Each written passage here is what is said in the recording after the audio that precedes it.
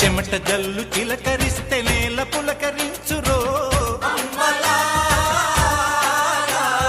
వానుస్తే భూతల్లి సీమంతమాడురో,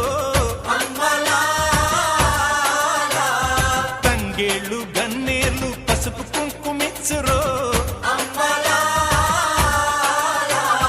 పశుల మెడన చిరు గజ్జలు కల్లున మ్రోగేను, గజ్జల మోతల్లో పల్లె పరవశించెను.